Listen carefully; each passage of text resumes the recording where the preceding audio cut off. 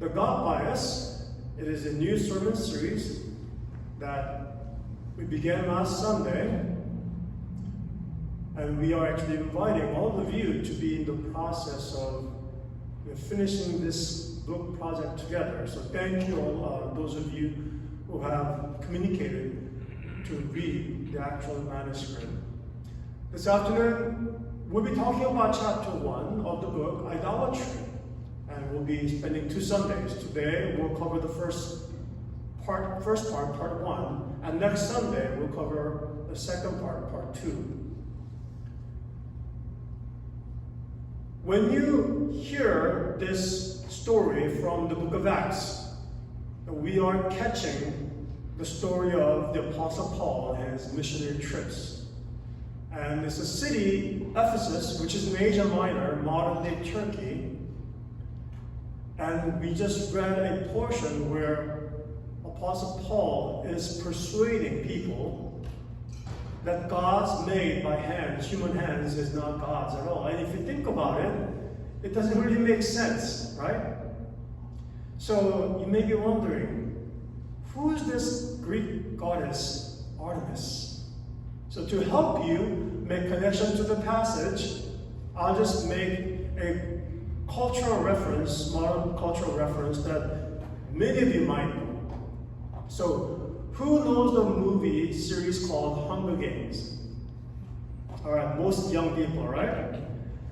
Think of a female character who's expert and skillful at handling arrows and bows, or bows and arrows, as a weapon. What's her name? Katniss. Yeah, Katniss, everything. It's like, so easy, right? Those of you who keep track. Okay, the Greek goddess Artemis is actually a goddess of hunter, or hunting. And there's a series of characteristics that she's known for. But in a modern day pop culture, characters like that is commonplace, right? A hero or a heroine who rises up against the evil people and rescues the good people.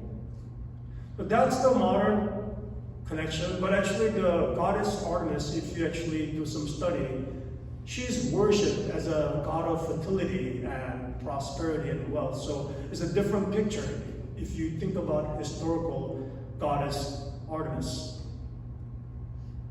And this is helpful to know, understand the quote by Carl Jung. He's a psychologist who said, everyone acts out a myth, but very few people know what their myth is. I wonder how many people know a character like Katniss has an ancient version called Artemis, or Roman goddess Diana. The title of a 2022 DC Cinematic Universe commercial, "The World Needs Heroes." So who could name this hero? Yes? Black Adam. I know, it's so easy, right? Track 3 on Kanye West's Yeezus. I don't even know. I don't know if you pronounce it correctly. I'm a god. I actually had to look up, and I didn't know that there was a graphic existed, but it's like a superhero picture. Track 5 on Ariana Grande's Sweetener, God is a Woman. So they do a play on this art by Michelangelo, right? The creation of man, and it's a woman.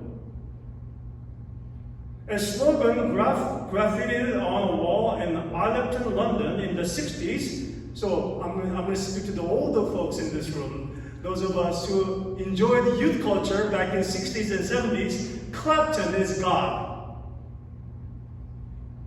Right? Or a rather under-the-nose example, we all watch different seasons and follow the stories of these people who go from anonymous to popular people, right? American Idol. The self-proclaimed goal of experience management company, Qualtrics, this is their tagline, to turn brands into religions. We have companies that are about making profits, and they want to turn brands into religions. And here's a final cultural connection. The central line from a Star Wars 7 trailer is true, all of it. I happen to enjoy the Star Wars series, and as the series continued, my appreciation for the story kind of went down. You could call me the old school Star Wars fan or the traditionalist. I mean, we smile and laugh about it, and we are so familiar with all these stories. So, what does this vocabulary reveal? What do these connections that we just talked about, what do they reveal about us, the culture? Last week, we talked about how our faith is yada, a knowledge that goes past the textbook and encompasses relationships. We also talked about how the God bias fragments yada. Today, we'll cover the first half of chapter 1 entitled Idolatry. We'll argue that everybody is still religious, even if they don't claim to be. You don't have to go to church to be religious or temple. Everyone is religious. Their idols might be wrapped in CGI instead of religious uniforms and traditions, but they are idols nonetheless. They have the same firm grip on our imaginations, schedules, and wallets. Fact or fiction? You might think that we are exaggerating. Isn't entertainment just childish fantasy meant for people to decompress after work as downtime? There's plenty of neuroscientific evidence that suggests otherwise. In a 2021 study published in Social Cognitive and Affective Neuroscience, Ohio State University psychologists asked subjects which Game of Thrones characters they related or identified with. They let them watch the show and measure their brain activity by fMRI. Whenever their favorite characters were on screen, researchers recorded increased activation on their ventral medial prefrontal cortex. I know it's hard to say it. VMPFC. It's the region of your head that's in your front of your forehead. This is a portion of the brain that is associated with self-reflection, as well as reflection on close friends, like real-life relationships. It's the same area of your brain. In other words, people activate the same neurobiological structure for fictional characters that they use for relationships with family, friends, and other public figures. This is pure science. As you may have experienced, spending time with fictional characters can alleviate loneliness, and the ending of a story often feels like a breakup or a cheerful goodbye. Researcher Timothy Bloom said, quote, "You become immersed specifically in the psychological perspective of a character or characters within the story. You tend to think what the character is thinking. You feel what they are feeling. You really want them to achieve the goal they're trying to achieve. It really is, in a sense, almost as if you become the character. You really inhabit their perspective." It's almost funny, I have to mention, I know this is off script. I'm not a big fan of K-drama, but I do watch once in a while. But there have been news where the fans didn't like the ending of the story they wrote to the author, and actually some drama endings got changed because of the fans. They wanted the story to go a certain way. Neurobiologically, the line between fact and fiction is very blurry. Stories are easier to remember than facts. Think about it. stories are easier to remember than facts. Fictional people have the same effect on your brain as real ones. Both affect your heart. So we're going to develop the argument and talk about the modern avatars. Why are Iron Man and Batman the most popular superheroes in Marvel and DC? Both by sheer force of will, obsessive planning, and advanced technology alone take their place at the peak of society. Iron Man is surrounded by Norse and Egyptian gods like Thor and Moon Knight, nationalistic figureheads like Captain America, Shang-Chi, and Black Panther, ancient foreigners like the Eternals, and arcane sorcerers like Doctor Strange and Scarlet Witch. Batman, on the other hand, is surrounded by a Roman goddess like Diana, or Greek goddess Artemis, and ancient kings like Aquaman. They are idealized modern men who even walk amongst the gods.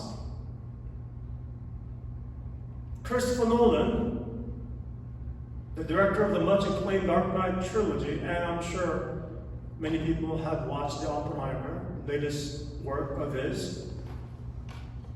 He said it best, quote, "Superheroes fill a gap in the pop culture psyche, similar to the role of Greek mythology. There isn't really anything else that does the job in modern terms." Modern people view these characters more as avatars than imaginary people. A Sanskrit word, avatar, translates to the descent of a deity to the earth. These avatars are fictional characters in stories.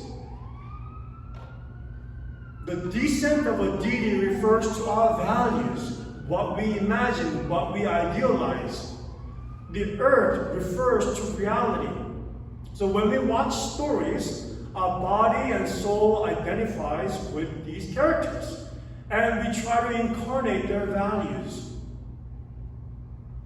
These deities can be real too.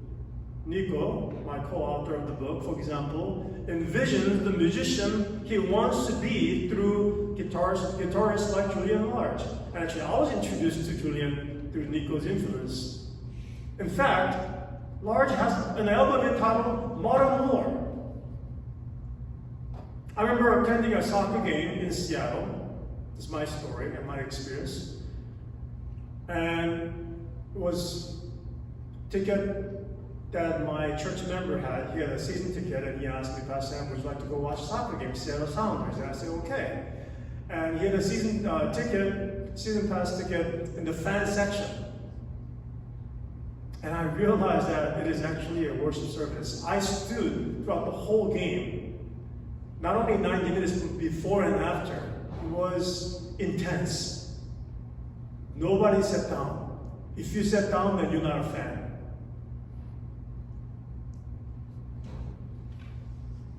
If you ever attend a rock concert or different events, I've heard about people attending Taylor Swift concert and having an experience of their lifetime. People scream, cheer, and boo the other team for the storylines of athletes like Messi, who embody their values and goals. Yeah, I'm aware we got some Messi fans in our congregation as well. I know, I understand. If soccer is not your favorite sport, you can ignore. See, their team's wins and losses are their modern lore. Your emotions go up and down. The word idol translates to a representation or symbol of an object of worship. All of our real-life idols represent our immaterial values. For example, what do people call Elon Musk? The real-life Tony Stark. And someone came up with the graphic. conveniently. We watch biopics, idealize their stories, and relive their heroes' journeys. We buy their books and products, copy their routines and mindsets, and walk in their footsteps. I'm sure many of you know that I'm a fan or avid reader of late Pastor Tim Keller. I probably have most of his books. And that's just another example for someone like me who just loves to read books. You can think of your own example. They influence and regulate our emotions. And when they fail, we feel betrayed. But why? What are we expecting of them in the first place? I really was sad. I actually shed tears when I heard the news of Pastor Tim Keller's passing. I did meet him in person once. I know I saw the posts by all the pastors who took pictures with him, like he's the celebrity. I mean, he is popular and like a celebrity pastor. I noticed myself being affected by someone that I respected and followed, from whom I was, influenced a lot.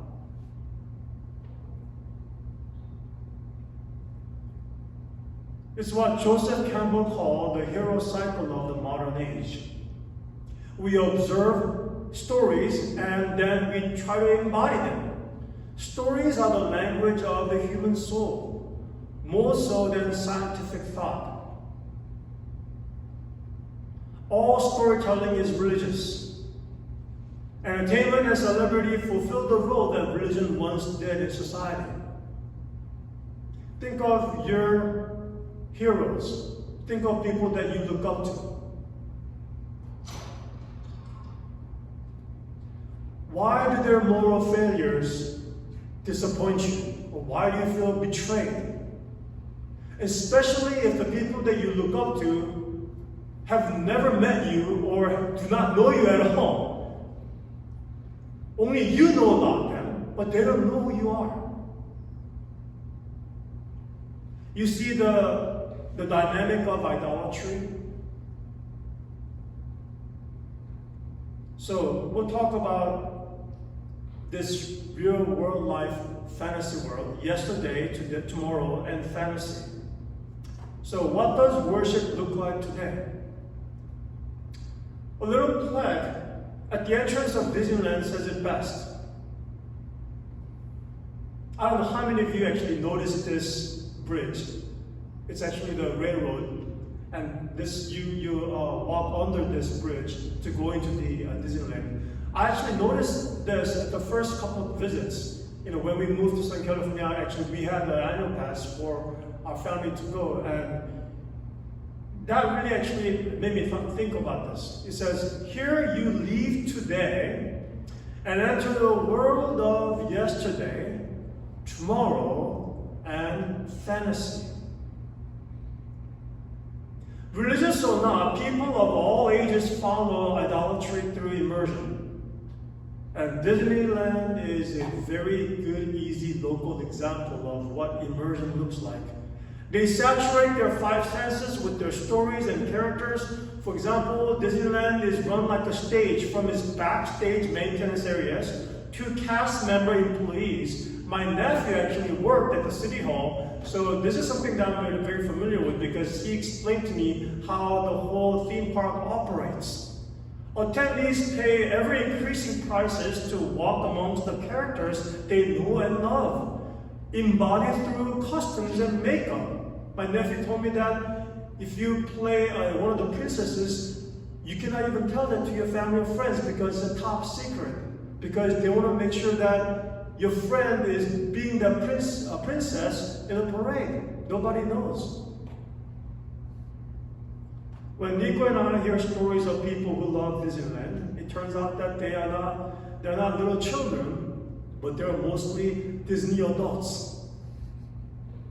They wait hours and hours at conventions of merchandise worth hundreds of thousands of dollars. This is DisneyCon we're talking about. From multi-billion-dollar VR, virtual reality, and video game industries, to TV shows and conventions. Money talks. I just mentioned Disneyland for a very easy, popular cultural example, but there are many other examples. Different conventions and cons that even some of us, some of you attend. And everyone still worships. We wear jerseys and cosplay. We collect expensive memorabilia and play fantasy football. Any football fans out here? Season started? Okay. We make pilgrimages to conventions and tournaments, ingest supplements, memorize stats, meditate on horoscopes, and frame posters. I actually caught a couple of YouTube channels where this person follows this English Premier League team, and he goes to the hotel where the players stay, and he's basically broadcasting. And you'll be surprised how many people actually follow and watch these real-life videos of your favorite sports team. And there's a term called paparazzi, right? With celebrities who make a living out of taking pictures of famous people, just doing their daily thing and really being a nuisance to these people, because who wants to be followed 24/7 every day of their lives? And who wants to be taken photographs of by people that you do not know, but they know you?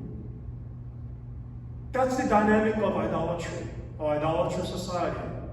In Acts chapter 19, verse 23 through 41, our scripture reading, the silversmith Demetrius started a riot because Paul challenged his worship of Artemis. Why? Because he was a silversmith who specialized in making silver Artemis icons. From the time of Moses to the time of the judges and kings in the Old Testament to modern Los Angeles, of course, including the ancient Ephesus, worship is always linked to culture and economy. We don't really think of it this way today, and I hope to make the case that we need to be aware of this and we need to be thinking about this way. We don't really think of entertainment figures, the times that we spend, as idolatry. But as Dr. Dan Siegel puts it, our mind is shaped by its flow of information and energy. Your mind is not a static thing. It gets influenced. Your mind continues to develop. And when our mind is not developed by the truth of God's Word, it will be developed by the world in terms of remembering or celebrating the past. Remember the yesterday, the world of yesterday? Or the future, the world of tomorrow? Or fantasy, the world of imagination? That's where people live. That's where people are actually, in terms of what they are feeding their minds.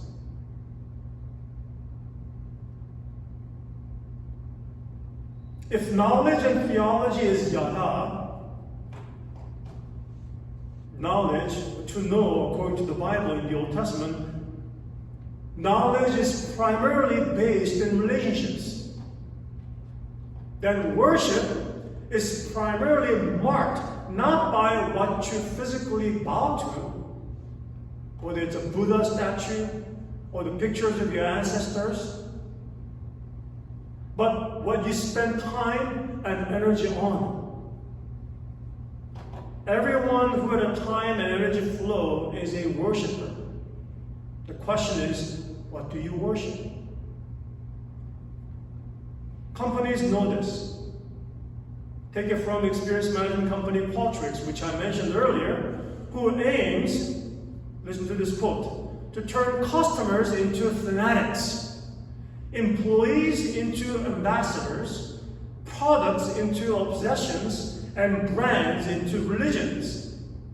In fact, nowadays, religions aspire to be brands. Different sects of Christianity have elevated certain pastors and historical figures to the point that questioning them is akin to blaspheming God Himself. Some of you know that my former church was one of these type of church that excelled in branding itself.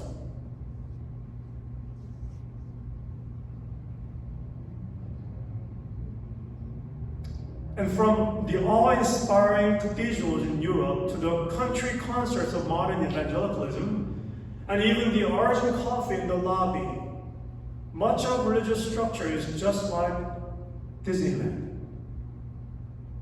And many of our church leaders, volunteers, all trained or copied these business models without filtering.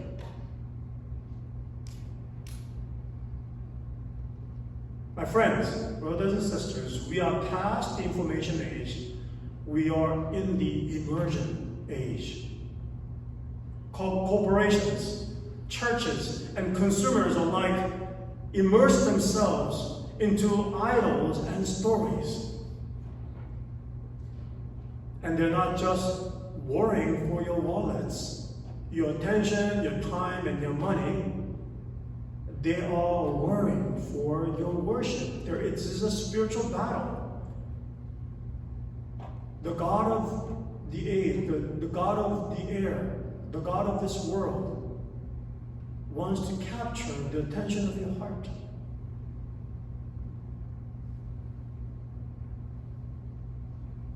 Let me end the message by asking you this question.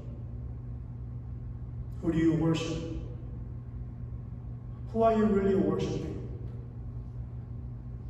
Both during our time here, as we gather as a community, as we gather as brothers and sisters, or people who are interested in their relationship with God and want to take time and really think about that relationship and consider where they are.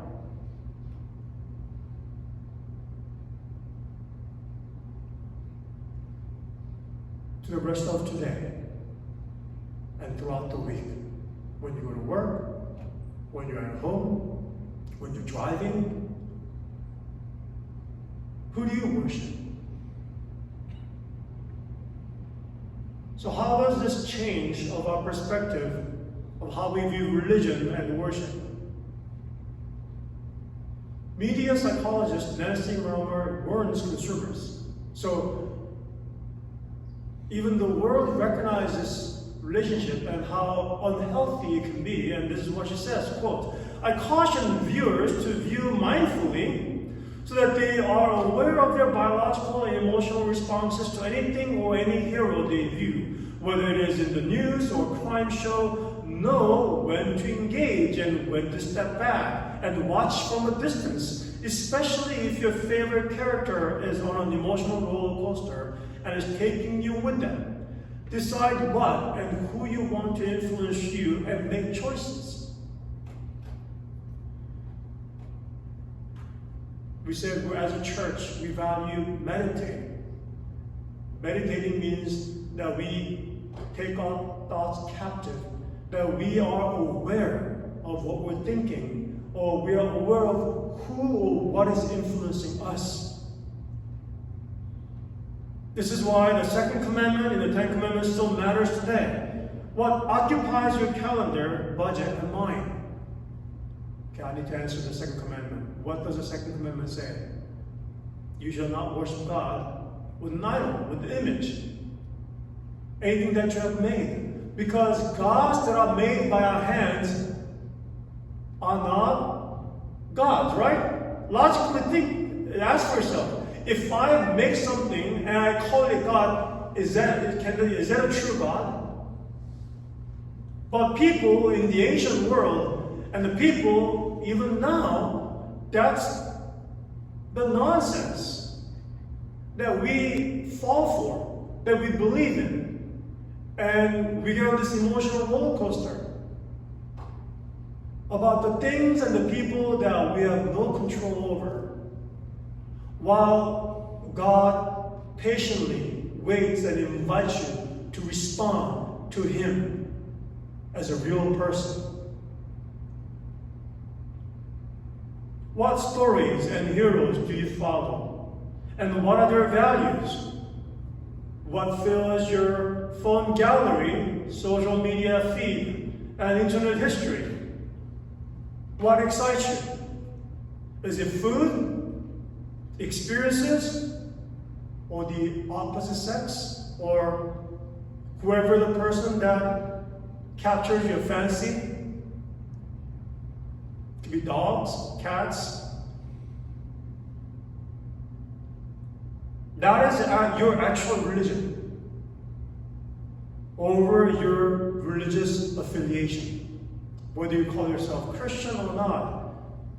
Where you spend your energy and attention the most, if you're really honest, that is your God.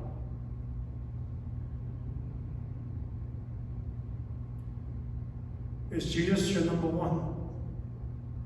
I know it's like a cliche. In a world of sports, number one, being number one is everything, right?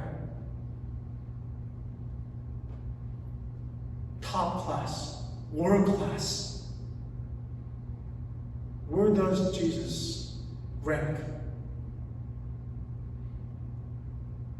Or practically speaking, does something or someone supersede Him?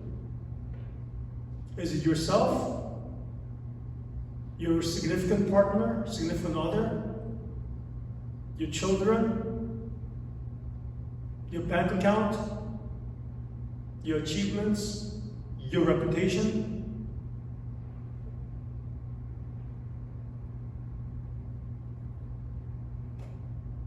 The world gets it right halfway. Because Jesus is the true avatar of God. God come to earth. The fullness of deity dwelling in bodily form. God became a man. So in a sense, all idolaters, guess what? Everyone in the world is looking for. They're looking for Jesus. A human being whose words, whose attitudes, whose character and behavior are truly divine, selfless,